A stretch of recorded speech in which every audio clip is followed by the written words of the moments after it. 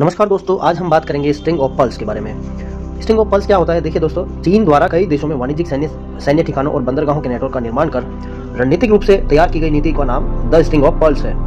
अपने व्यापारिक हितों की रक्षा के लिए चीन ने इस रणनीति को तैयार किया है, क्योंकि इसके व्यापार का एक बड़ा हिस्सा हिंद महासागर और विभिन्न चौक पॉइंट जैसे हारमुज जल संधि, मलक्का जल संधि और लोम्बोक जल संधि से लेकर बांग्लादेश, मालदीव और सोमालिया के साथ साथ पाकिस्तान, श्रीलंका में अन्य रणनीतिक समुद्री केंद्रों से होकर गुजरता है।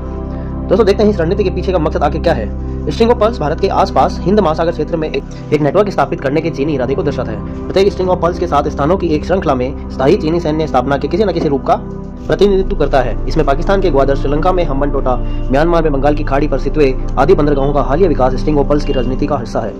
हालांकि ये वाणिज्यिक बंदरगाह है, लेकिन डर यह है कि भारत में संघर्ष की स्थिति में इन्हें आसानी से नौसेना सुविधाओं में बदला जा सकता है। चलिए देखते हैं स्ट्रिंग ऑफ पर्ल्स सिद्धांत के निहितार्थ क्या होते हैं। तो पहला देखते हैं सामरिक प्रभाव।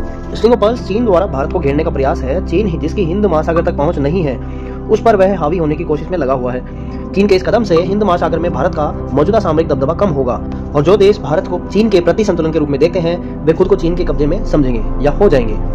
रक्षा विशेषज्ञों के अनुसार यह सिद्धांत चीन, पाकिस्तान आर्थिक गलियारे और चीन के one belt and one road initiative के अन्य घटकों जैसी पहलों के साथ भारत की राष्ट्रीय सुरक्षा के लिए खतरा पैदा करता है। इस तरह की रणनीति भारत को घेर लेगी, जिससे उसकी शक्ति प्रक्षेपण, व्यापार और संभवतः क्षेत्रीय अखंडता को खतरा पैदा हो सकता है। भारत की समुद्री सुरक्षा के लिए भी यह खतरा हो सकता है। चीन अपने अधिक पनडुब्बियों, विध्वंसक जहाजों और जहाजों का निर्माण करके अपनी मारक क्षमता बढ़ा रहा है। पानी में उनकी मौजूदगी भारत की सुरक्षा को वाकई सीधी चुनौती दे सकती है। इसके अलावा भारत, जिसका पाकिस्तान एक पुराना दुश्मन है, वहां ग्वादर में चीन अपना एक नौसैनिक सैन्य अड्डा विकसित कर रहा है।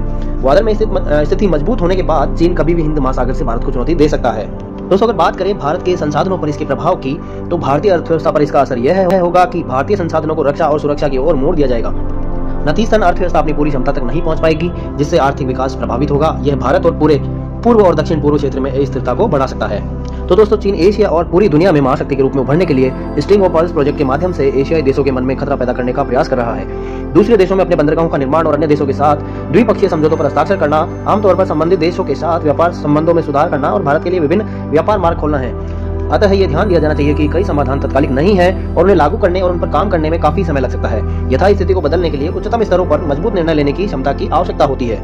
भारत को हिंद महासागर में एक मजबूत नेता के रूप में स्थापित करने के लिए नियोजित रणनीतिक पहलों का समय पर कार्यान्वयन महत्वपूर्ण होगा। धन्यवाद।